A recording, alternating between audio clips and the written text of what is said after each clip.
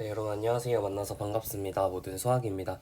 오늘 극좌표의 네 번째 시간이고요. 지난 시간까지 우리 유제 5-2번까지 풀었는데 이어서 유제 5-3번부터 우리 나머지 문제들 다 풀어보는 시간 갖도록 할게요. 극좌표의 끝내는 시간이 되겠습니다.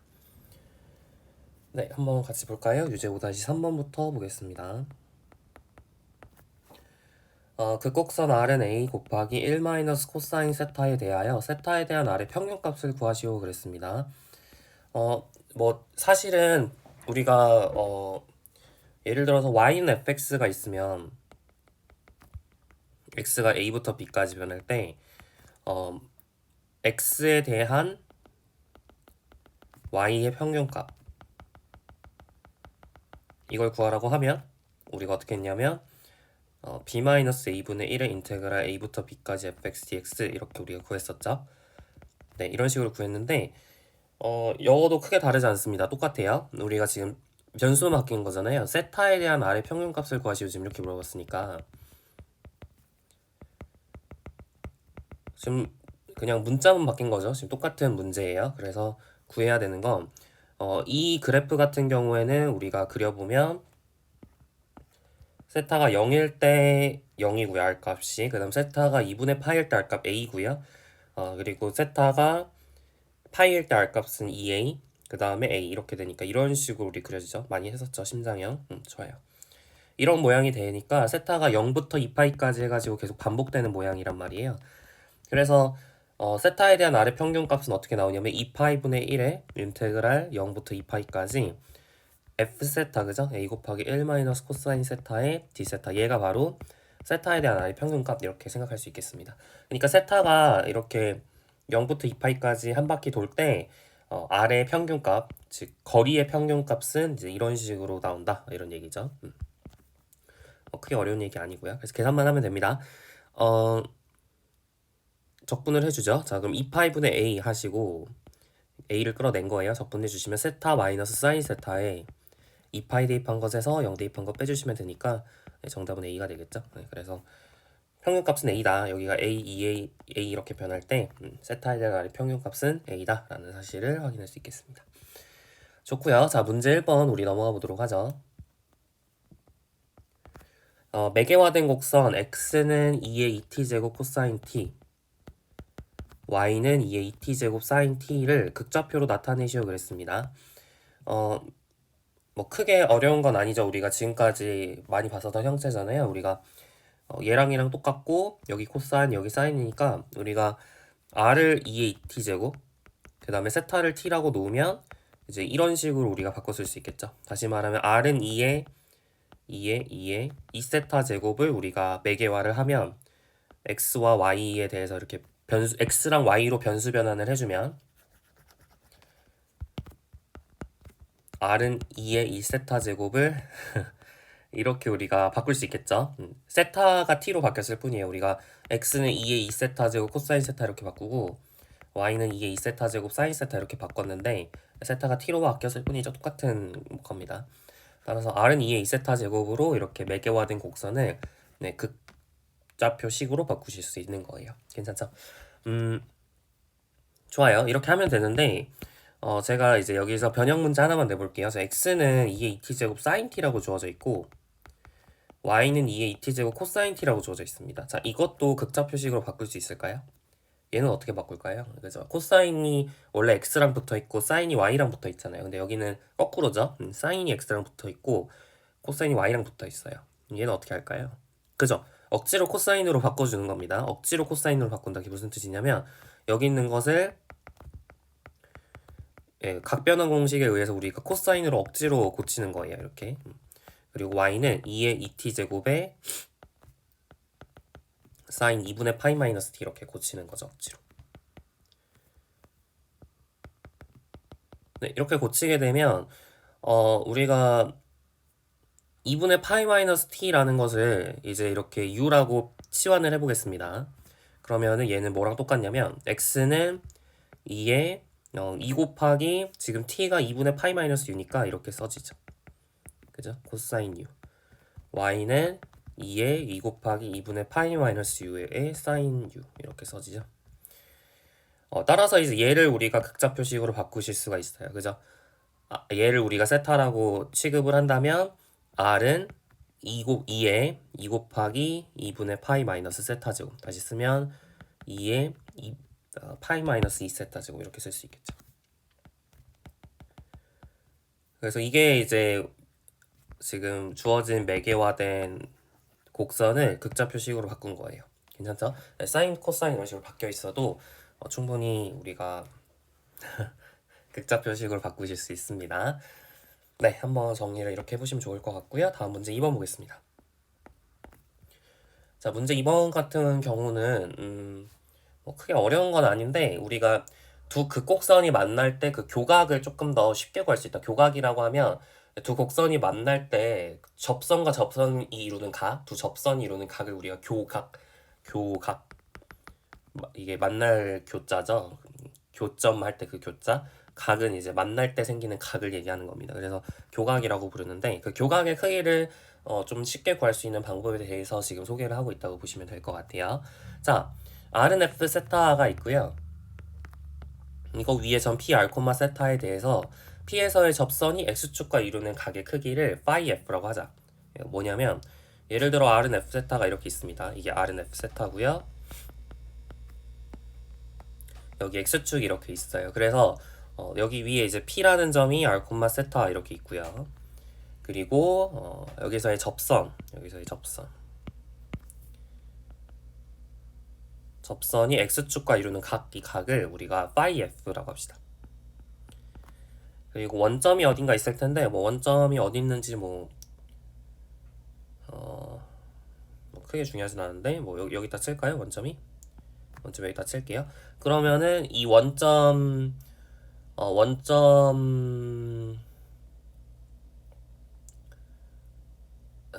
좀 더 작게 그리면 좋겠네요. 이게 사실은 뭐 상관없거든요. 이게 부호가 만든 거라 사실 상관없긴 한데 제가 여기를 원점을 한번 잡아볼게요. 이렇게 우리가 P랑 O를 연결하게 되면 이 각이 이제 세타죠. 그죠? 이 각이 세타. 그래서 지금 psi f 같은 경우는 phi f에서 세타를 뺀 거니까 이 각이 바로 psi f입니다. 맞죠? psi f랑 세타를 더하면 phi f가 되니까 만약에 세타가 여기 있었으면, 그러니까 5가 만약 여기 있었으면 이제 psi f는 더 음수가 되겠죠? 주어진 정의에 의하면 지금 우리가 psi f가 phi f에서 세타를 뺐다 그랬으니까 만약에 5가 이렇게 오른쪽에 있어버리면 psi f가 음수가 나와요. 음수가 나온다는 건 무슨 뜻이냐면 이쪽 방향으로 가는 게 음의 방향이라는 거죠. 이쪽 방향으로 가는 게 양의 방향이라는 뜻이고 무슨 얘기인지 이해가 가시죠? 여튼 뭐 이런 식으로 정의를 해보도록 하겠습니다. 자, 좋고요. 좋아요. 지금 이 상황에서 우리가 1번 문제부터 한번 살펴보도록 할게요. 자, 탄젠트 psi f는 어떻게 되는지 우리 구해보도록 합시다. 탄젠트 psi f. 뭐 크게 어려운 거 없이 정의대로 하면 돼요. 우리가 탄젠트 phi f 같은 경우는 잘 알고 있거든요. 탄젠트 phi f 같은 경우는 세타는 이제 고정되어 있고 왜냐면 p가 변하는 게 아니니까.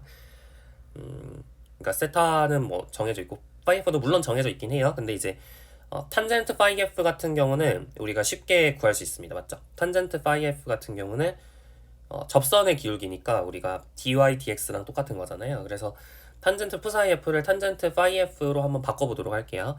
그러니까 탄젠트 psi f가 뭐였냐면 탄젠트 phi f 빼기 세타 이렇게 정의를 했으니까 분모는 어떻게 나오냐면 1 플러스 탄젠트 phi f의 탄젠트 세타 분의 탄젠트 phi f 마이너스 탄젠트 세타 이렇게 되겠죠. 여기까지 어려운 거 없고요. 자, 좋아요. 우리 탄젠트 phi f를 여기서 계산해 봅시다. 탄젠트 phi f는 dy dx잖아요. dy dx. 근데 이제 y는 x는 f 세타 코사인 세타고 y는 f 세타 사인 세타니까 dy 같은 경우에는 f 프라임 세타 사인 세타 플러스 f 세타의 코사인 세타 이렇게 되겠죠. 그리고 dx 같은 경우는 f 프라임 세타의 코사인 세타 마이너스 f 세타의 사인 세타 이렇게 됩니다. 괜찮죠? 자, 이제 우리가 그대로 넣어주기만 하면 돼요. 이제 넣어주기만 하면 되는데 얘를 좀 뺍시다. 아래로. 그대로 여기다 넣어주기만 하면 돼요. 우리 탄젠트 세타로 지금 식이 이렇게 있으니까 좀 탄젠트 세타를 억지로 만들어주기 위해서 분자분모를 제가 코사인 세타로 나눠줄게요. 그럼 f 프라임 세타 마이너스 f 세타의 탄젠트 세타, 그죠?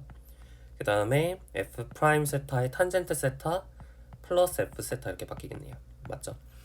자, 이 상태에서 한번 넣어보겠습니다. 여기다가 넣어줄게요. 그럼 1 플러스 f 프라임 마이너스 f 탄젠트 분의 f 프라임 탄젠트 플러스 f의 탄젠트.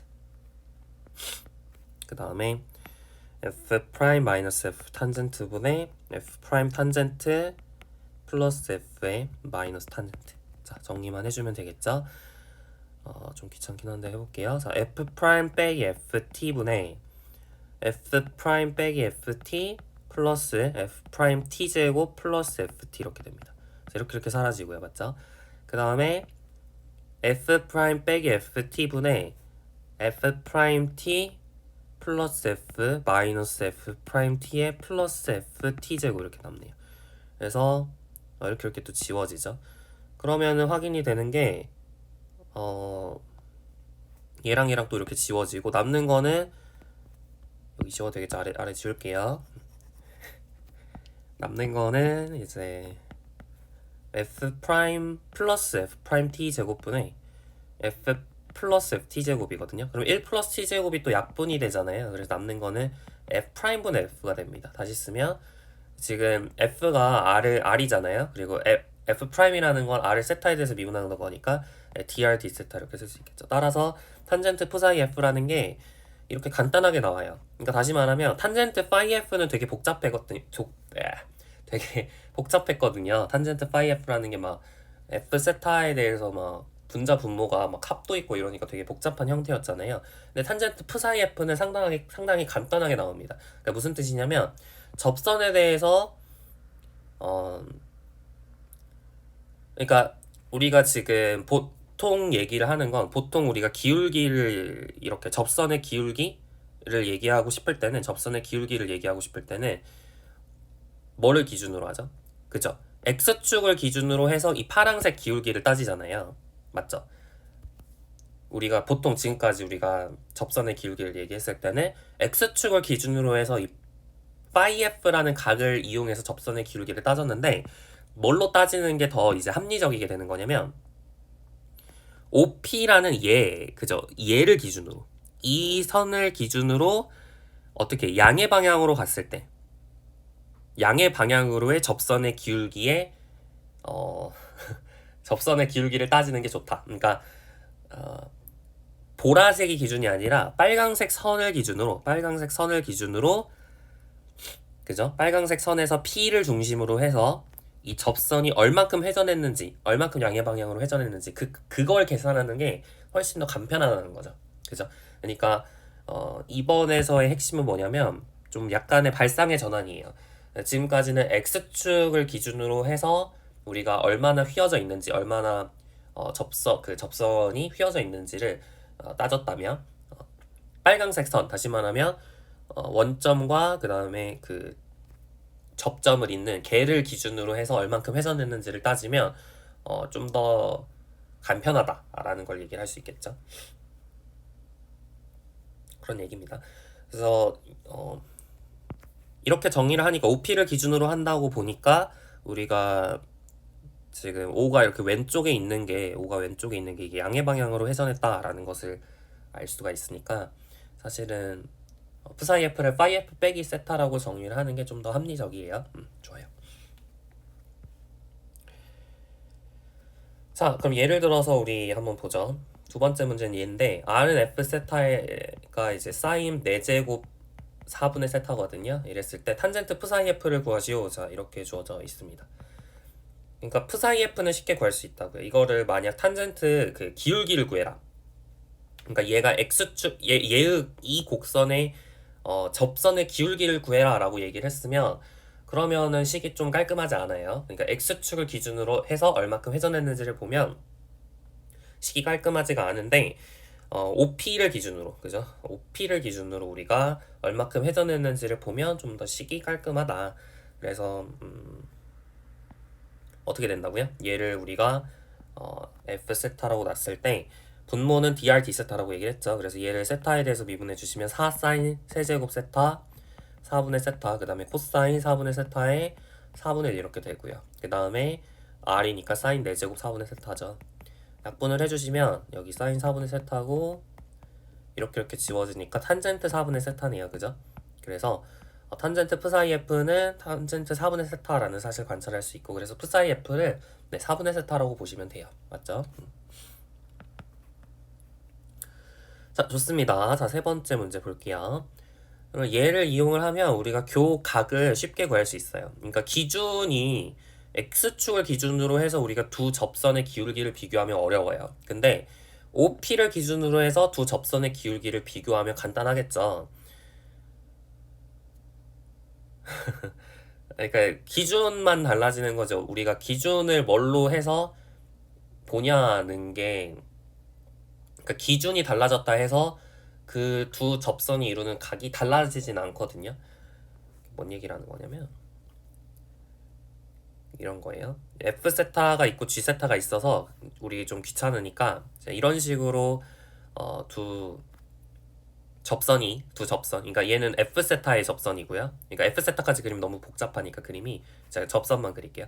F 세타의 접선, G 세타의 접선 이렇게 만나고 있다고 합시다. 그랬을 때 F 세타의 접선과 G 세타의 접선이 이루는 각의 크기를 알고 싶어요.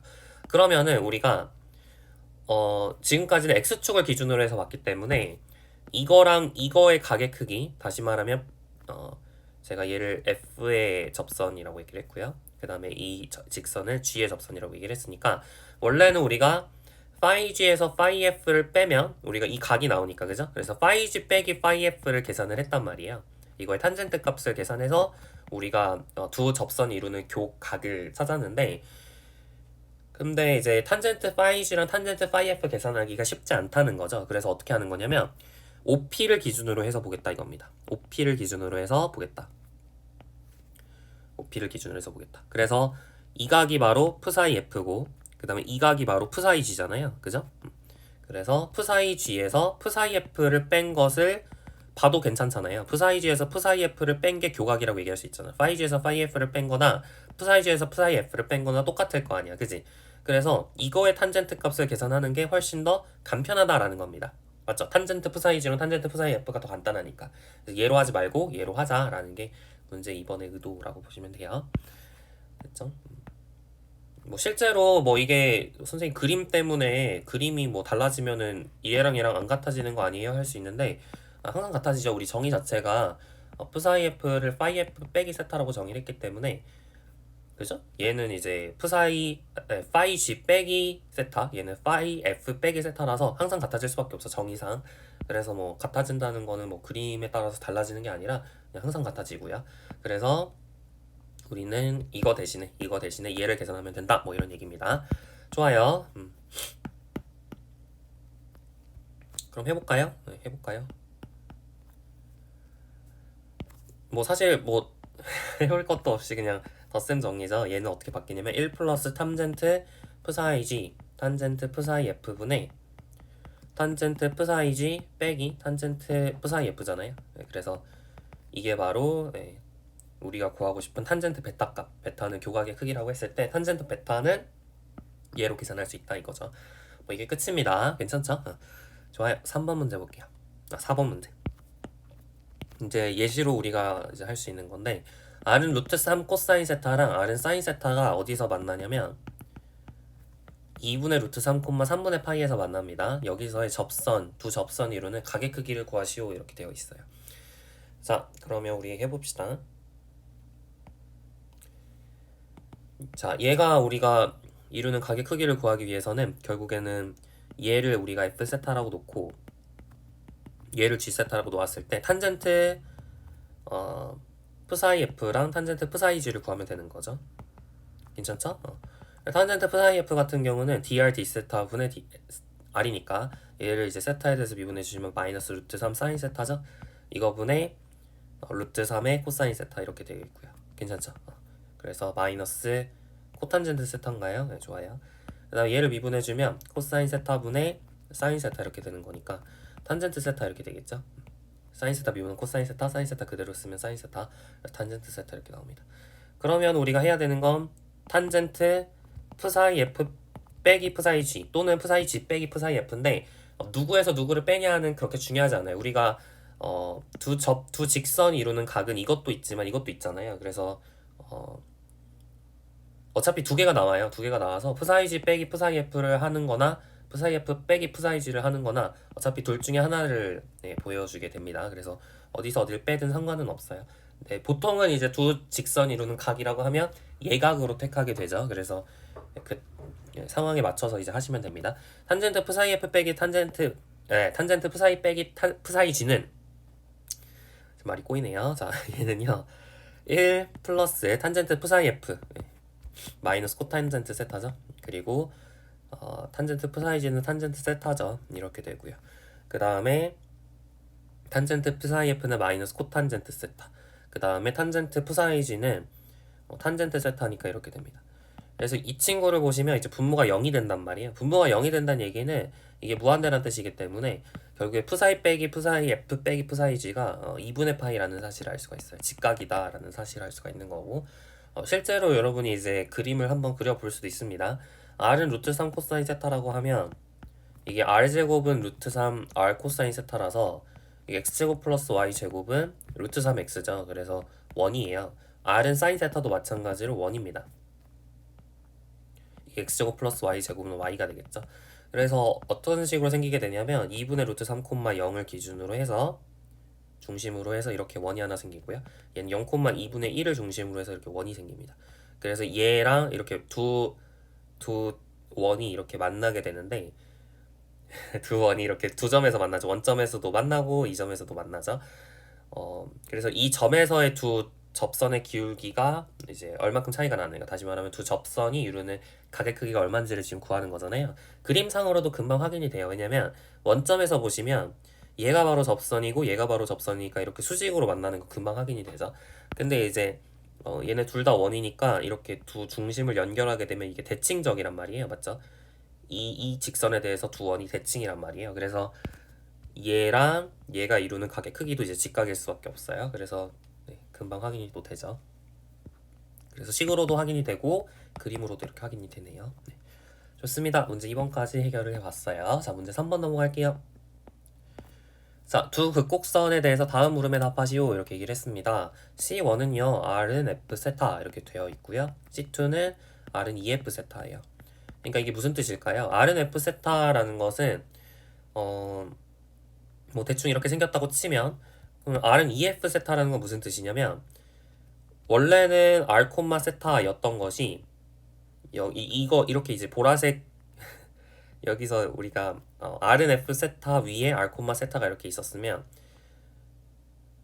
그죠? 우리가 R은 EF 세타라고 하는 것은 R이 2배가 된 거죠. 2배가 된 거. 그러니까 원래 똑같은 세타에 대해서 R 값이 2배가 된 거잖아요. 그러니까 이 선분이 2배의 길이가 되게 해가지고 여기 위에 R, 세타가 이렇게 있는 거죠. 여기 위에 R, 세타는. 그러니까 확대를 해준 거죠. 2배. 원점에 대해서 2배 확대해줬다 이렇게 해석할 수 있습니다. 2배 확대를 해준 거예요. 2배 확대를 해준 거예요. 이렇게. 이해가시죠? 2배 확대를 이렇게 해준 겁니다. 얘가 바로 R은 EF 세타가 됩니다. 이 초록색이 바로 R은 EF 세타가 되겠죠. 그랬을 때 우리가 하고 싶은 건 뭐냐면 이제 길이 비교하기, 뭐 영역 넓이 비교하기 이렇게 되는데 여러분이 뭐 닮음에 대해서 어느 정도 이해를 하고 계시잖아요. 닮음 뭔가 이제 이렇게 2배 확대를 하게 되면 길이는 2배가 되고 넓이는 4배가 된다 뭐 이런 것들 제곱배가 되는 거니까 4배가 된다 이런 것들 공부를 하셨죠. 실제로 확인을 해볼 수 있습니다.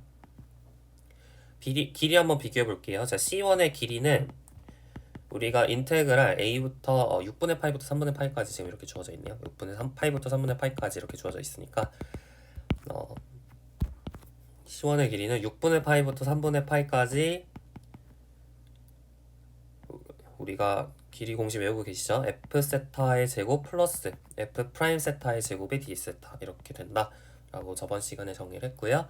자, C2의 길이는요 인테그랄 6분의 파이부터 3분의 파이까지 R은 EF 세타이기 때문에 EF 세타의 제곱 4F 세타 제곱이겠죠. 그리고 EF 프라임 세타의 제곱, 그러니까 4F 프라임 세타 제곱이죠. 얘를 적분해주면 됩니다. 그럼 LC2는 2LC1이 되는 거죠. 됐고요. 자, 두 번째 넓이 비교입니다. 자, 곡 C1으로 둘러싸인 넓이, 그러니까 어떤 넓이죠? 이 쬐깐한 넓이, 이 넓이 얘기하는 거예요. 그러면 C1과 세타는 6분의 파이, 세타는 3분의 파이로 둘러싸인 영역의 넓이는 인테그랄 6분의 파이부터 3분의 파이까지 2분의 1 R제곱, R제곱은 뭐죠? F세타의 제곱, 그래서 D세타 이런 식으로 되고요. C2와 세타는 6분의 파이, 세타는 3분의 파이로 둘러싸인 영역의 넓이는 인테그랄 6분의 파이부터 3분의 파이까지 2분의 1의 R제곱, R이 뭐죠? EF세타죠. 그래서 EF세타의 제곱의 D세타 이렇게 되겠네요. 그러면은 C2의 넓이는 C1의 넓이의 4배라는 거 금방 확인이 되죠. 네, 이 정도 정리하시면 됩니다. 자, 좋아요. 우리 이제 문제 4번 보겠습니다. 문제 4번이 약간 복잡하거든요. 아마 여기서 제일 어려운 문제가 아닌가 싶은데 한번 잘 살펴볼게요. 우리 그 곡선의 어떤 중요성을 우리가 약간 확인을 시켜주는 그런 문제가 되겠습니다.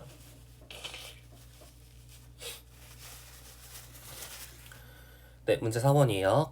거북이 1, 2, 3, 4가 한 변의 길이가 a인 정사각형의 각 꼭지점에 있습니다. 그러니까 여기에 거북이 1, 거북이 2, 거북이 3, 거북이 4 이렇게 있죠. 그래서 시계 반대 방향으로 이렇게 놓여져 있습니다. 그래서 거북이 1이 거북이 2를 향해서 가고요. 거북이 2는 거북이 3을 향해서 가고, 거북이 3은 거북이 4를 향해서 가고, 거북이 4는 거북이 1을 향해서 이렇게 같은 속력으로 움직이고 있습니다. 그랬을 때 우리가 거북이는 어떤 경로로 움직일지 그걸 구해보는 문제가 되겠어요. 자, 잘 살펴봅시다. 이게 어떤 상황인지 이게 무슨 좀 이해가 안 가실 수 있는데, 그러니까 거북이가 거북이 1이 거북이 2를 향해서 가고 있잖아요. 그래서 뭐 약간 움직였다 쳐볼까 이렇게? 약간 거북이가 살짝 움직였어요. 이렇게 살짝 움직였어요. 그러면은 거북이 4는 거북이 1을 향해서 가야 되니까 얘를 보고 거북이가 움직이는 그 거북이를 보고 움직인단 말이에요. 그러니까 움직인 거북이를 향해 간단 말이야. 그러니까 거북이 4는 어떻게 움직일까요? 이쪽 방향으로 움직이겠죠. 이쪽 방향. 살짝 왼쪽으로 가겠죠. 정사각형의 그 방향보다 살짝 왼쪽으로 갑니다. 근데 거북이 3도 마찬가지로 거북이 4를 향해서 가니까 얘가 이렇게 거북이 4가 이렇게 움직였으면 거북이 4를 향해서 가니까 이게 살짝 왼쪽으로 가요. 맞죠? 그리고 거북이 2도 그에 맞춰서 살짝 왼쪽으로 가고 거북이 1도 그에 맞춰서 살짝 왼쪽으로 가고 얘가 또 왼쪽으로 가니까 거북이 4도 살짝 왼쪽으로 갑니다. 그러니까 약간씩 이렇게 점점 이렇게 휘어지게 돼요. 그러니까 진행 방향이 항상 왼쪽으로 움직이게 됩니다. 거북이 1도, 거북이 2도, 그리고 거북이 3도, 거북이 4도 진행 방향이 살짝 왼쪽으로 움직이게 돼요. 괜찮죠? 점점 이제 원래 가고 있던 방향에 왼쪽으로 이렇게 휜다는 거예요. 자, 근데 거북이 1과 거북이 2와 거북이 3과 거북이 4는 차이가 없어요. 이게 어느 방향, 그러니까 이게 거북이 2와 거북이 1이 이루는 거리도 똑같고 그 다음에 속력도 똑같이 움직이니까 이게 전부 다 똑같단 말이에요. 이게 90도 회전한 만큼 차이가 나는 거지 이게 거북이 1, 거북이 2, 거북이 3, 거북이 4 사이에는 차이가 없습니다. 그러니까 거북이 1이 이렇게 움직였으면 거북이 2도 똑같이 움직여야 돼요. 그 모양 그대로 움직여야 됩니다. 거북이 3도 그 모양 그대로 움직여야 되고 거북이 4도 그 모양 그대로 움직여야 돼요. 그러니까 얘가 이렇게 움직이다 보면 이게 중심에서 만날 수밖에 없어요. 만약에 딴 곳에서 이렇게 만났다 치면 거북이 1하고 가까운 곳에서 만난다는 거잖아. 그러면 거북이 1, 거북이 3, 거북이 4가 똑같아야 되는데 그죠? 거북이 1, 거북이 4, 이 거북이 3, 거북이 4는 똑같은 친구들인데 갑자기 거북이 1하고 이렇게 가까워질 이유가 없는 거예요. 그러니까 만나는 지점은 거북이 1, 거북이 3, 거북이 4가 같은 거리로 이렇게 되는 같은 거리에 있는 그 지점인 이렇게 정사각형의 중심에서 만날 수밖에 없습니다. 됐죠? 그래서 이런 식으로 이제 경로가 생긴다라는 거 우리가 그림으로 그려볼 수 있어요. 사실은 이렇게 생기진 않았는데 그냥 대충 이렇게 그려본 거예요. 자, 좋아요. 그러면 우리 얘를 이제 이 경로를 우리가 표현하기 위해서 우리가 극좌표계를 활용을 할 겁니다. 극좌표계. 자, 극좌표계를 활용을 할 건데 어떻게 할 거냐면 정사각형의 중심을 원점으로 하고 그 다음 이 정사각형의 한 변의 길이랑 한 변과 평행하게 이렇게 시초선을 잡도록 할게요. 그러면은 우리 거북이 1 같은 경우는 이렇게 r, 세타 이렇게 움직이게 되겠죠. 지금 잘 보시면 거북이가 이렇게 진행 방향의 왼쪽으로 움직이면서 점점 이렇게 세타 값이 증가한다는 거 볼 수 있죠. 세타 값이 증가하게, 그러니까 거북이가 이동하면 이동할수록 이 시초선에 대해서 점점 이렇게 양의 방향으로 움직이게 됩니다. 그러니까 다시 말하면 거북이 1의 경로는 우리가 RNF 세타 이렇게 표현할 수 있어요. 맞죠? 거북이 1의 경로는 RNF 세타 이렇게 표현할 수 있습니다. 따라서 우리가 이제 F 세타가 뭔지 찾아주면 되는 그런 문제라고 보시면 되겠습니다. 괜찮죠? 자, 그러면 RNF 세타를 어떻게 찾을 것이냐? 네, 이게 이게 좀 헷갈리는데 잘 보세요. 거북이 1이 이만큼 이동을 했으면 거북이 2도 똑같이 이동을 해야 돼요. 왜냐면 대칭적이니까. 거북이라고 거북이 3, 거북이 4는 차이가 하나도 없단 말이야. 그죠? 이게 여러분이 한번 생각을 해보세요. 여러분이 거북이 1이 됐어. 거북이 1이 돼가지고 뭐 정사각형 트랙도 없고 그냥 진짜 거북이 2를 향해서만 가는 거예요. 거북이 2를 향해서. 거북이 2가 저기 있네? 그럼 거북이 2를 향해서 막 이렇게 달리는 거죠. 그러면은 그 상황이 거북이 2가 돼서 거북이 3한테 가는 상황과 다른가요? 하나도 다르지 않잖아요. 똑같잖아요. 그러니까 똑같은 경로로 똑같은 거리만큼 이렇게 이동을 하게 됩니다. 괜찮죠? 그러니까 같은 시간 동안 같은 거리를 이렇게 이동하게 되면서 이런 식의 모양이 그려지게 됩니다. 이렇게 해서 이게 또 정사각형이 돼요. 이게 이제 다 똑같으니까. 괜찮죠? 네, 좋아요. 자, 그러면 우리가 이제 뭘 얘기할 수 있게 되냐면 이게 문제 2번에서 했던 그 논의가 이제 빛을 발하게 됩니다. 문제 2번에서 했던 논의가 빛을 발하게 되는데 이게 무슨 뜻이냐면 여기서 우리가 접선이 이렇게 있죠. 접선이 이렇게 있죠.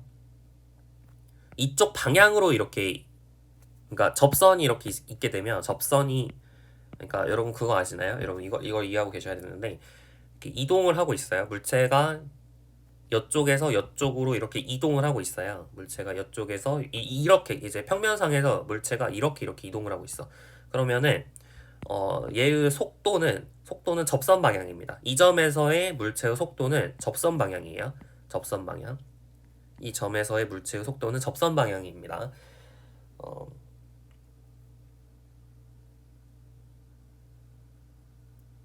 이거는 사실 고등학교 때 예전엔 했는데 이게 예전 기하 벡터 단원에서 있었던 것 같은데 요즘에는 평면상에서의 운동이 빠진 것 같아요. 그래서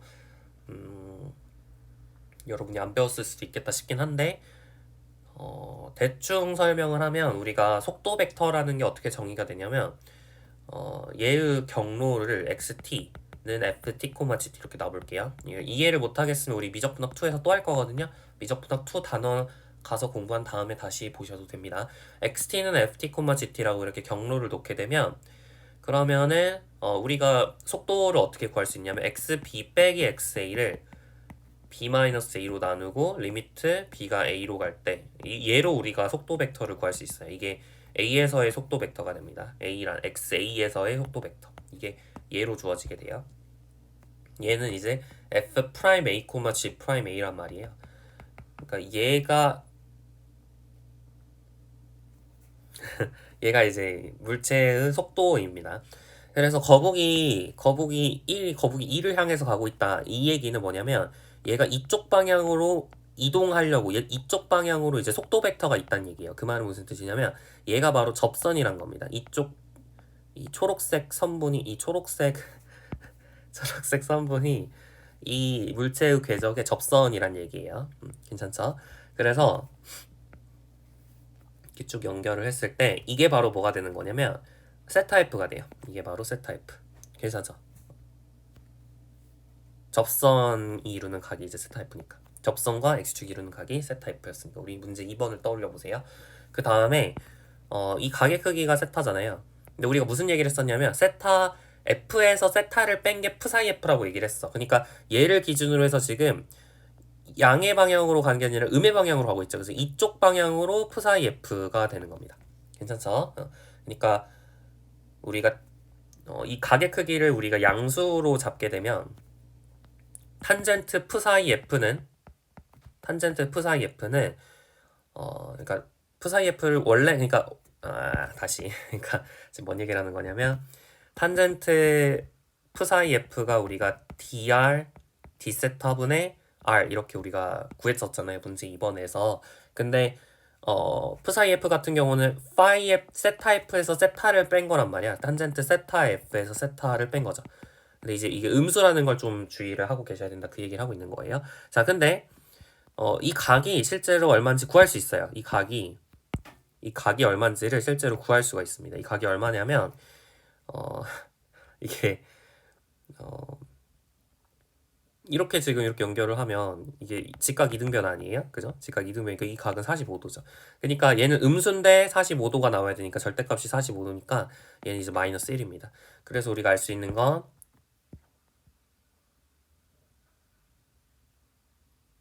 그죠? 여기까지 문제 없죠.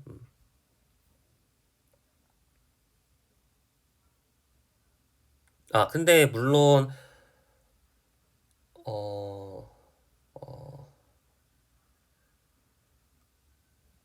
네, 여기까지 문제 없습니다. 그래서 결국에 우리가 어떤 사실을 할 수가 있냐면 R은 항상 마이너스 dr d 세타 이게 성립을 해야 된다라는 사실을 알 수가 있게 되는 거죠. 네, 이게 항상 나오게 됩니다.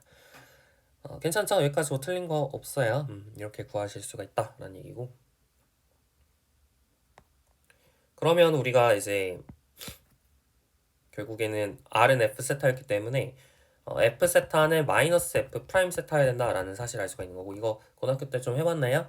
F 세타분의 F 프라임 세타가 마이너스 1이다 지금 이 뜻이니까 ln 절대값 F 세타 양변을 세타에 대해서 적분을 해주면 ln 절대값 F 세타는 마이너스 세타 플러스 C 이렇게 나오게 되는 거죠. 그래서 F 세타는 2에 마이너스 세타 플러스 C 제곱 이렇게 쓸 수 있습니다. R이 항상 양수가 되게 지금 잡게 된다고 치면 F 세타가 항상 양수가 될 테니까 F 세타는 2에 마이너스 세타 플러스 C 제곱 이렇게 잡을 수가 있어요. 그러니까 결국에는 K 곱하기 2에 마이너스 세타 제곱 이렇게 된다는 거죠. F 세타가. 괜찮죠? K 곱하기 2에 마이너스 세타 제곱 이렇게 된다. 그래서 이제 실제로 여러분이 지나는 점이 뭐였냐 이것만 이제 대입을 해주게 되면 F 세타가 구체적으로 구해지는 겁니다. 얘가 처음에 지나는 점이 지금 처음에 지나는 점이 이 한 변의 길이가 지금 a잖아요. 한 변의 길이가 a이기 때문에 얘가 이제 2분의 a고 그럼 여기 길이는 2분의 루트 2a죠. 맞죠? 그리고 이 각의 크기는 4분의 파이니까 얘는 어떤 점을 지나고 있냐면 이 거북이는 처음에 어떤 점을 지났냐면 2분의 루트 2a, 4분의 파이라는 점을 지났단 말이야. 그래서 f 세타 이제 여기다 그대로 넣어주면 k 곱하기 2의 마이너스 4분의 파이 제곱이 2분의 루트 2a가 돼야 되는 거니까 결국에는 k가 2분의 루트 2a의 2의 4분의 파이 제곱이 된다는 거죠. 그래서 결국 곡선 어떤 곡선이 나오게 되냐면 R은 2분의 루트 2a의 2의 4분의 파이 제곱에 2의 마이너스 세타 제곱 이렇게 나온다는 사실을 알 수가 있겠습니다. 괜찮죠? 맞죠? 이런 식으로 나오게 됩니다. 조금 복잡하긴 한데 이런 경로를 따라 움직인다라는 것을 실제로 구해낼 수 있어요. 그러니까 이거 직교좌표 계상에서 했다고 치면 상당히 어려웠을 거예요. 실제로 얘 그림은 어떻게 그려지냐면 여러분 문제 그 몇 번이야? 유제 3-1에서 우리 6번에서 그림을 그려서 보셨죠? 얘 그림이 어떻게 그려지냐면 세타가 점점 커질 때 얘가 이런 식으로 갑니다. 여기서 출발해서 이게 이런 식으로 점점 이렇게 뱅글뱅글 돌아요. 이게 실제로 그림을 그려보면 이게 뱅글뱅글 돕니다. 그러니까 그 말은 무슨 뜻이냐면 직교좌표 계상에서 표현을 했으면 이게 끔찍하다는 얘기죠. 직교좌표 계상에서는 얘랑 이제 다 따로따로 할 거 아니야. 그러니까 직교좌표 계상에서 궤적을 우리가 설명을 하려고 하면 상당히 힘들었을 거란 말이야. 근데 극좌표 계상에서 설명을 하니까 굉장히 깔끔하게 설명이 되죠. 극좌표계의 어떤 효용성을 얘기를 해주는 한 예시라고 생각을 합니다. 그래서 교재 없는데 제가 한번 넣어봤어요. 교재 토마스 미적분학에는 없고 스튜어트 미적분학에는 있는 걸로 알고 있습니다. 그래서 여튼 뭐 유명한 예시가 되겠고요. 네, 문제 5번. 우리 거북이 1이 원점으로 가기까지 움직인 거리도 구하라고 얘기를 했네요. 거리. 그러니까 지금 거북이 1이 거북이 2까지 이렇게 움직이는데 여기서부터 여기까지 이렇게 가는데 움직인 거리를 구해라. 그러니까 세타가 0일 때부터 무한대까지 아까 결국 이거니까 F세타가 이거니까 세타가 0일 때부터 무한대까지 이렇게 계속 뱅글뱅글뱅글 도면서 이게 원점으로 가는 거니까 0부터 무한대까지 이렇게 움직일 때 이동한 거리를 R은 F세타의 궤적의 거리를 구해주시면 됩니다. 그래서 구해야 되는 거리는 인테그랄 0부터 무한대까지 루트 F세타의 제곱이죠. 그러니까 얘 제곱하시면 2분의 A 제곱에 2에 2분의 파이 마이너스 2세타 제곱, 그죠? F 프라임 세타 얘를 미분하시면 마이너스만 앞에 튀어나오고 다 똑같죠? 네, 마이너스만 튀어나오고 다 똑같습니다. 그걸 또 제곱해 주는 거니까 얘가 하나 더 있는 거죠. 그래서 2분의 A 제곱에 2의 2분의 파이 마이너스 2세타 제곱 이렇게 되겠네요. 얘를 이제 적분해 주시면 우리가 거북이 1이 움직인 거리를 구할 수가 있겠어요. 자, 그러면은 얘랑 하시면 A 제곱이고 루트 씌우게 되면 A가 양수니까 A 곱하기 2의 4분의 파이 마이너스 세타 제곱 이렇게 되겠네요. 맞죠? 그래서 네, 얘를 적분을 해주면 마이너스 A 곱하기 2의 4분의 파이 마이너스 세타 제곱 이렇게 되겠죠. 무한대 대입한 것에서 0 대입한 거 빼시면 되고, 무한대를 대입해 주시면 얘는 0 나오죠. 0 대입하시면 A 곱하기 2의 4분의 파이 제곱 이렇게 나오겠네요. 그래서 이거 거리만큼 움직였다라는 사실을 확인할 수 있겠습니다. 자, 이렇게 문제 5번을 해결해 봤고요. 문제 4번을 해결해 봤습니다. 좋아요. 자, 다음 문제 5번 볼게요. 원점을 지나지 않는 직선 L에 대해서 원점에서 직선 L로 내린 수선의 발을 극좌표계로 나타내면 다음과 같다. 그러니까 원점을 지나지 않는 직선 L이 있습니다. 이렇게 직선 L이 있고요. 직선 L에 대해 원점에서 직선 L로 내린 수선의 발, 이 친구를 R0, 세타 0 이렇게 한번 나오도록 할게요. 그랬을 때 직선 L을 극좌표로 나타내보자 지금 이렇게 얘기를 했습니다. 실제로 직선 L을 직교좌표계로 표현한 다음 극좌표로 바꾸셔도 됩니다. 그렇게 하셔도 되고요. 아니면 좀 기하학적으로 할 수도 있는데 제가 기하학적으로 해보는 걸 해볼게요. 그러니까 직교좌표계로 식 세우고 푸는 건 뭐 그게 어렵지 않습니다. 그냥 해보면 돼요. 그러니까 예를 들어서 이 점을 우리가 직교좌표계로 바꿨으면 R0 코사인 세타 0 R0의 사인 세타 0 이렇게 직교좌표계로 바뀌죠. 그리고 기울기가 이 가게 크기가 세타 0니까 이 가게 크기는 세타 0에서 2분의 파이를 빼면 되는 거잖아. 이게 이제 기울기란 말이죠. 그러니까 기울기도 이제 탄젠트 취하면 이제 기울기가 나오는 거니까 기울기도 알고 지난 점 아니까 직교좌표계로 식 세울 수 있고, 그리고 뭐 극좌표로 바꾸면 뭐 구할 수 있죠. 그렇게 하시면 되고요. 근데 이제 그건 너무 지금까지 많이 했으니까 우리 좀 기하학적으로 하는 것도 한번 연습을 해볼게요. 자, 이쪽 점을 제가 L 위에 있는 한 점을 R, 세타 이렇게 잡아보도록 하겠습니다. 괜찮죠? 그랬을 때 이 R, 세타가 어떤 관계식을 만족하는지를 찾고 싶은 거예요. 됐죠? 그래서 어떻게 할 거냐면 이렇게 우리가 이어볼게요. 그렇죠? 그래서 이 거리가 R이고 이 거리가 세타가 되는 겁니다. 그러면은 우리가 어떤 사실을 알 수가 있냐면 지금 이 가게 크기가 얼마가 되는 거냐면 이 가게 크기가 이 빨간색 가게 크기가 얼마가 되는 거냐면 세타 제로에서 세타를 뺀 거 이렇게 되겠죠. 빨간색 가게 크기가 괜찮죠? 그럼 우리가 어떤 사실을 관찰할 수 있냐면 R에다가 코사인 세타를 하게 되면 코사인 세타 제로 빼기 세타를 하게 되면 R 제로가 나오는 거죠. 맞죠? 그래서 R 곱하기 코사인 세타 제로 빼기 세타가 R 제로가 나오게 됩니다. 네, 이런 식으로 우리가 식을 만들 수 있어요. 네. 주어진 식이랑 똑같죠? 네, 좋아요. 이게 좀 더 간편하죠? 이런 식으로 설명할 수 있다. 뭐 이런 얘기를 하고 싶었던 거고. 다음 두 번째, 그럼 우리가 실제로 한번 연습을 해봅시다. 직교좌표로 나타내어진 점 P 루트 3,1을 지난다. 그러면 여기에 이제 P가 있는 거네요. 루트 3,1이니까 거리는 2고 가격 크기는 6분의 파이죠. 그래서 극좌표로 표현을 한다면 2,6분의 파이 이렇게 쓸 수 있겠네요. 됐죠? 자, 그러면 OP와 수직인 직선, 이게 오고 이게 P니까 OP와 수직인 직선, 이 직선을 극좌표계로 나타내어라. 그렇다고 얘기를 했으니까 어떻게 하면 되죠? 그대로 넣으시면 됩니다. R 곱하기 코사인 6분의 파이 마이너스 세타는 2 이렇게 쓰시면 얘가 바로 이제 극좌표계로 표현한 직선의 방정식이 되겠습니다. 그래서 원점을 지나지 않는 직선의 방정식은 극좌표계로 이렇게 표현할 수가 있다라는 것을 기억하시면 되겠고, 거꾸로 이런 식으로 나와 있으면 직선이구나 이렇게 좀 바로 아실 수 있어야 됩니다. 그래서 이거 문제 우리 어딨죠? 유제 1-3에 뭐 6번 문제 같은 게 이제 보면 이제 바로 직선이구나 이렇게 이제 판단을 하시면 되겠죠. 사인이잖아요, 코사인이 아니잖아요 할 수 있는데 사인을 코사인으로 바꾸실 수 있잖아요, 그죠? 2분의 파이를 빼주면 각에서 2분의 파이를 빼주면 코사인을 바꿀 수 있으니까 6번을 보고 아 이거 직선이구나 이렇게 판단할 수 있어야 됩니다. 자 좋고요. 자 이제 문제 6번 한번 보도록 하겠습니다. 지금 제가 이렇게 감기 걸린 것 같아서 좀 힘드네요. 지금 말도 잘 안 나오고 좀 힘들어요. 네, 문제 6번 한번 볼게요. 극좌표계에서 중심이 r0, 세타 0이고 반지름의 길이가 a인 원의 방정식이 다음과 같음을 보이시오 그랬는데 a제곱은 r0의 제곱 플러스 r제곱 마이너스 2r0 r에 코사인 세타 빼기 세타 0 이거 임을 증명해라 이렇게 되어 있는데요. 사실 뭐 직교좌표계로 하고 나중에 극좌표계로 바꾸실 수 있습니다. 그렇게 하셔도 전혀 문제가 없고요. 사실은 그렇게 하시면 되는데 이것도 한번 기하학적으로 한번 설명을 해볼까요? 근데 이건 기하학적으로 하는 거나 그 직교좌표계로 해서 하는 거나 뭐 큰 차이가 없어요. 둘 다 비슷한 계산량이라서 뭐 어떤 걸 하든 별로 상관은 없습니다만 뭐 기하학적으로 한번 해보죠. 자 여기 중심이 지금 r0, 세타 0고요. 그랬을 때 원의 반지름의 길이가 지금 r이겠죠. 반지름의 길이가 a입니다. 반지름의 길이가 a. 자, 이 반지름의 길이가 a인 원 위에 r, 세타가 이렇게 있다고 쳤을 때 r, 세타랑 r, 세타가 어떤 식을 만족할지 그걸 찾고 싶어요. 제가 r, 세타를 여기다 한번 그려볼게요. 네, 논의를 좀 편하게 하기 위해서.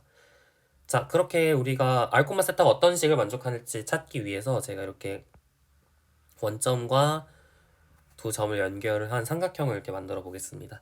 그러면은 이 길이는 얼마냐면 r0고요. 이 길이는 얼마냐면 r이죠. 그리고 이 길이는 a죠. 그리고 또 어떤 사실을 확인할 수 있냐면 이 각의 크기, 큰 각의 크기가 이제 세타 제로고 작은 각의 크기가 세타니까 이 각의 크기는 세타 제로에서 세타를 뺀 거예요. 맞죠? 따라서 결국에 우리가 코사인 법칙을 쓸 수 있는 거잖아요. 코사인 법칙을 쓰시면 a제곱은 r0 제곱 플러스 r의 제곱에 마이너스 2r0 r의 코사인 세타 빼기 세타 제로 이렇게 되겠죠. 그래서 이렇게 우리가 원의 방정식을 구해낼 수가 있겠습니다. 자 여기까지 해가지고 문제 6번까지 모두 마무리를 지어봤습니다. 원의 방정식 구하는 거, 직선의 방정식, 그러니까 직선과 원이 극좌표계 상에서 어떻게 표현되는지는 좀 알고 계실 필요는 있을 것 같고요. 이게 엄청 유용하진 않죠. 좀 더 복잡하잖아요. 우리가 직교좌표계에서 했던 식보다 좀 더 복잡하잖아요. 그래서 그렇게까지 편하진 않은데 얘를 다루는 게 이 원과 직선을 다루는 게 그 직교좌표계보다 그렇게 편하진 않은데요. 그래도 뭐 어느 정도 알고 계실 필요는 있을 것 같아요. 네, 좋습니다. 자, 이제 여기까지 우리 극좌표계는 마무리 짓고요. 우리 시간이 조금 남아서 2차 곡선 얘기를 조금만 하고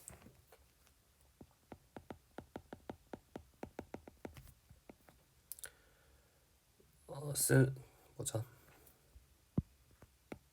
네, 2차 곡선 쿼드라틱 커브로 하면 되겠죠?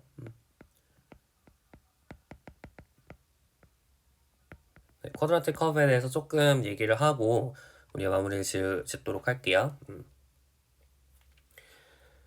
지금 우리가 지금 2차 곡선을 갑자기 왜 하냐고 물으시면 극좌표계 상에서 2차 곡선을 표현하고 싶어서 그래요. 극좌표계 상에서 우리 지금까지 그 고등학교 때 배웠던 도형들이 이제 원, 직선 이거를 이제 제일 먼저 배우고 그 다음에 이제 기하 단원에서 우리 2차 곡선을 배우잖아요. 쌍곡선, 타원, 그 다음에 포물선 이렇게 세 개를 배우잖아요. 네, 그러니까 이제 배운 친구들을 전부 극좌표계로 표현을 하고 싶은 거죠. 우리 직선하고 원을 해는 거는 다 했으니까 타원 뭐 이런 2차 곡선들은 극좌표계로 표현했을 때 어떻게 될 것이냐 네, 이것들에 대해서 얘기를 하고 싶습니다. 그걸 하기 위해서 우리가 개념을 하나 더 배우는데 이제 이심률이라고 하는 개념하고 준선이라고 하는 개념을 더 배웁니다. 이심률, 준선, eccentricity, directrix 맞나? 잠시만 스펠링이 갑자기 자신이 안 가네요. 잠시만요.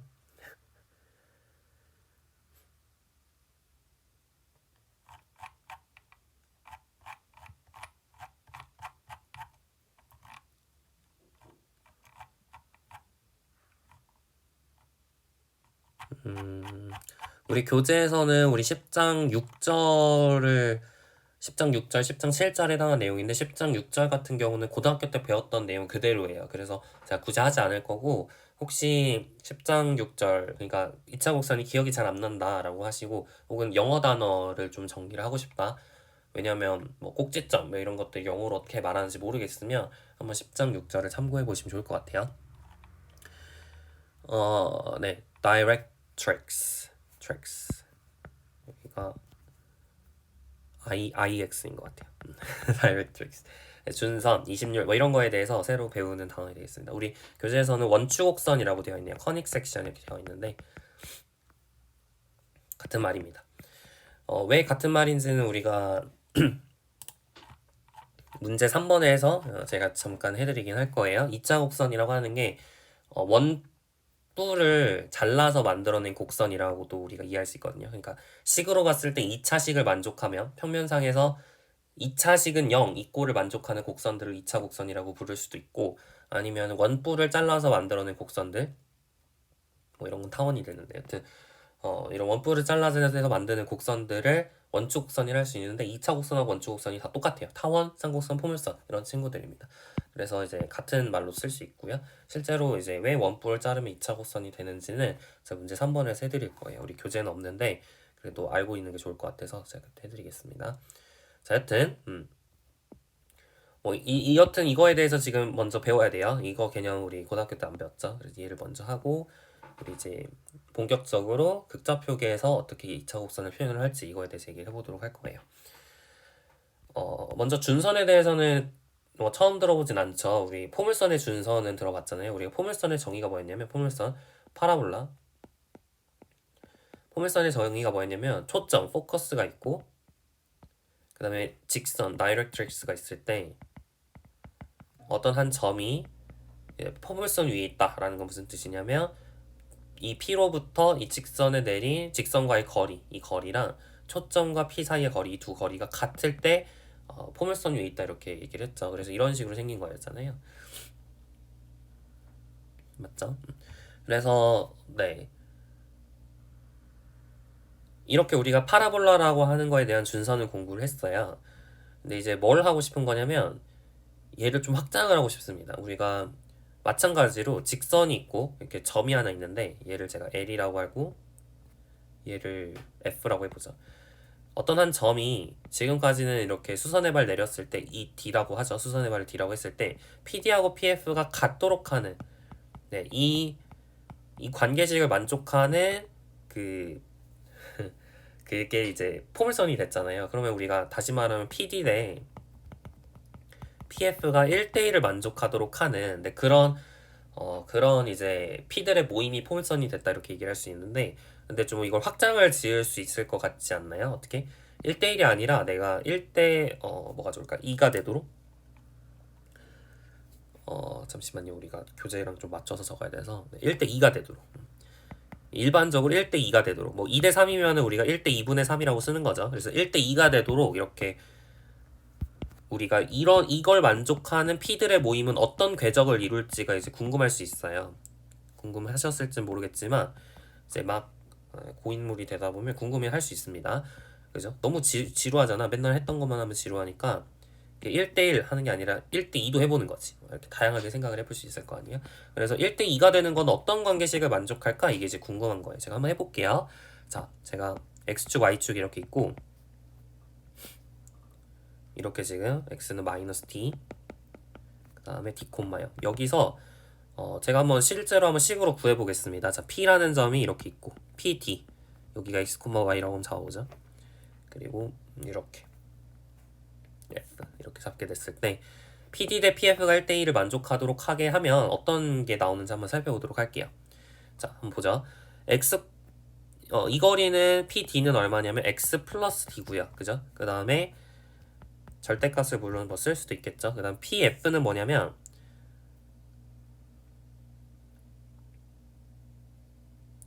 루트 X 빼기 D제곱 플러스 Y제곱 이렇게 됩니다. 맞죠? 그래서 얘가 몇 대면? 1대2면 좋겠다 이거죠. 자, 그러면은 내양의 곱은 외양의 곱과 같다 이거니까 이렇게 쓸 수 있고요. x 빼기 d의 제곱 플러스 y 제곱은 2의 제곱에 x 플러스 d의 제곱이 됩니다. 정리를 해주면 x제곱 마이너스 2dx 플러스 d제곱 플러스 y제곱은 2의 제곱에 x제곱 플러스 2 곱하기 2의 제곱 dx 플러스 2의 제곱 d의 제곱 이렇게 되겠죠. 그러니까 사실은 이 창만 여러분 다 넘기고 이 창만 보시면 1 빼기 2의 제곱에 x제곱 플러스 y제곱 하고 이제 어쩌고 저쩌고 x에 대한 식 y에 대한 식은 0 이런 식으로 나오는 거거든요. 그럼 우리가 알고 있는 게 뭐냐면 이 2의 부호의 2의 이제 범위에 따라서 2가 0과의 사이에 있냐, 음수는 생각할 필요 없어. 우리가 이제 거리의 비율이니까 양수밖에 안 돼요. 그래서 2가 이제 0과 1 사이에 있는 경우, 2가 1인 경우, 2가 1보다 큰 경우, 이거에 따라서 이제 모양이 바뀌게 되죠. 2가 1일 때는 우리가 y제곱은 x에 대한 식 이거니까 포물선이 되고요. 2가 0과 1 사이에 있는 경우는 얘도 양수, 얘도 양수니까 타원이 되죠. 2가 1보다 큰 경우는 얘가 음수, 얘는 양수니까 그죠? 하이퍼볼라, 쌍곡선이 됩니다. 아하, 그래서 결국에는 이 포물선, 쌍곡선, 그 다음에 타원에 대해서도 준선이라는 걸 얘기할 수 있겠구나. 왜냐면 그러니까 포물선, 타원과 쌍곡선의 정의를 우리가 두 초점을 잡아서 초점으로부터의 거리의 합이 일정한 점들의 집합, 초점으로부터의 거리의 차가 일정한 점들의 집합 이렇게 정의를 했었는데, 그렇게 하지 않고 약간 통일성 있게 갑자기 이제 얘는 준선하고 초점을 가져왔잖아. 통일성 있게 준선과 초점 가지고도 설명을 할 수 있다는 얘기예요. 그러니까 준선과의 초점의 거리가 같은 점들의 집합, 엘립스는 준선과의 초점의 거리가 1대2가 되도록 하는, 1대2, 그죠? 영어 2, 1대2가 되도록 하는데 2가 0과의 사이 있는 경우 괜찮죠? 하이퍼볼라의 경우에서는 마찬가지 준선까지의 거리랑 초점까지의 거리가 1대2가 되도록 하는데 2가 1보다 큰 경우, 네, 이런 식으로 우리가 다시 재정의를 할 수가 있다는 얘기죠. 그래서 엘립스, 파라볼라, 하이퍼볼라의 경우에 모두의 준선을 정의를 할 수가 있게 됩니다. 괜찮죠? 그래서 준선의 정의가 뭔지 아시겠죠? 결국에 네, 준선이라고 하면 거리의 거리의 비율이 그 준선이 딱 있어서 그 준선으로부터 준선까지의 그 거리랑 그 다음에 초점까지의 거리가 일정하도록 하는 점들의 일정하도록 하게 하는 그 직선, 이걸 우리가 준선이라고 부른다는 얘기예요. 그러니까 이제 이런 식으로 우리가 이해할 수 있게 되는 거고. 좋습니다. 준선에 대해서 어느 정도 이해를 한 것 같고요. 그 다음에 우리가 이심률에 대해서 얘기를 해보도록 하자. eccentricity. 이심률에 대해서 얘기를 해볼 수가 있는데, 이심률 같은 경우에는 이게 타원의 경우가 이제 제일 좀 와닿을 것 같아요. 타원의 경우를 볼게요. 원이 있고 이게 점점 찌그러집니다. 찌그러져요. 그러면 얘가 초점이, 얘는 이제 이렇게 초점이 원래 타원은 두 개잖아요. 타원이 이렇게 두 개잖아. 그러면은 얘는 이제 점점 가면 갈수록 이게 찌그러진단 말이야. 이게 찌그러져요. 그러면은 여기서는 두 초점 사이의 거리가 0이고 여기선 두 초점 사이의 거리가 점점 생기죠. 그리고 얘는 점점 더 생기고 얘는 점점 더 이렇게 멀어져요. 그러니까 가면 갈수록 우리가 이심률이 크다, 이렇게 얘기를 할 수가 있게 되는데, 오른쪽으로 가면 갈수록 이심률이 커져요. 근데 이제 이심률이라고 하는 게 이제 초점, 중심이 떨어진 비율, 이렇게 얘기할 수가 있겠죠.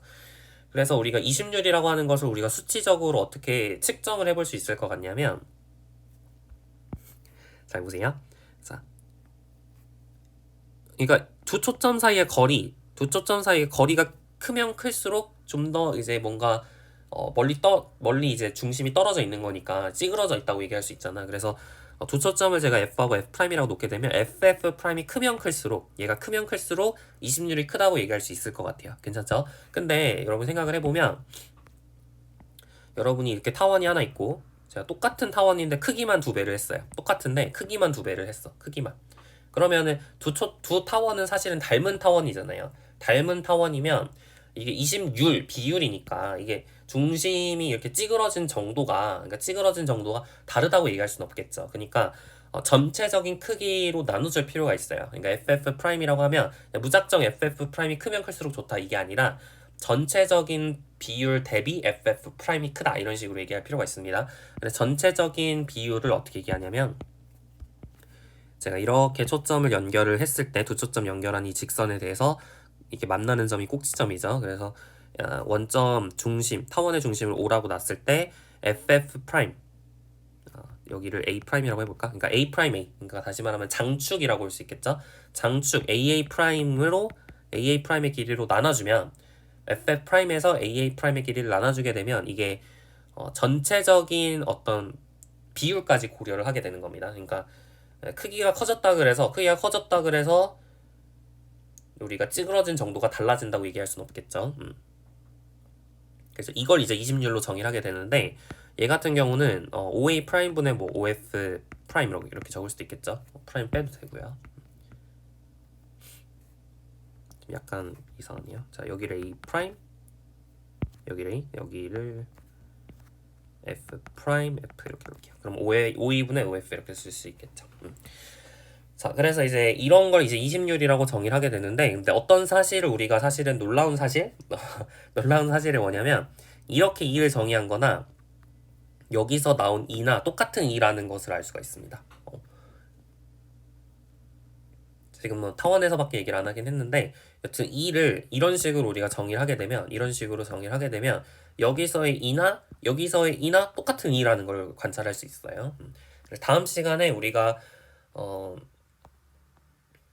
지금 어떤 개괄적인 얘기를 한 거예요. 그래서 왜 20률이라는 개념을 받는지, 준선이란 개념이 어떻게 확장이 되는지 이걸 개괄적으로 설명을 한 거고, 다음 시간에는 우리가 본격적으로 타원, 쌍곡선, 그 다음 포물선에 대해서 20률을 첫 번째로 이 방식으로 정의할 겁니다. 이 방식으로 정의를 할 거고요. 타원에 대해서 지금 이런 식으로 정의를 했으면 이걸 포물선, 쌍곡선에 대해서도 이제 비슷하게 정의를 해볼 수 있거든요. 그래서 이런 식으로 한번 20률을 정의를 해보고, 두 번째로 이렇게 정의한 20률에 대해서 이 식이 항상 성립한다. 어디 있죠? 이 식이 항상 성립한다. 이거를 이제 증명을 해서 또 준선을 정의를 해보도록 할 겁니다. 그래서 순서가 약간 뭐라고 할까요? 약간 두 개가 결국 같은 말이 되기 때문에 뭐 어떤 순서로 설명을 하든 상관없긴 한데 약간 준선을 먼저 설명하는 게 좀 이해하기가 쉬울 것 같아서 자, 준선을 먼저 설명하긴 했는데요. 우리 교재의 순서대로 다음 시간부터는 20률 정의를 하고 그거에 맞춰서 이제 준선을 정의하는데 그 방식으로 한번 가보도록 할 겁니다. 다음 시간에 우리 20률 준선 정의를 하고 그 다음에 극좌표계로 타원, 쌍곡선, 포물선 표현해보고 그 다음에 이제 문제 풀어보고 이렇게 하고 마무리를 지을 것 같습니다. 네, 여기까지 수고 많으셨고 다음 시간 이어서 하도록 할게요. 수고 많으셨습니다.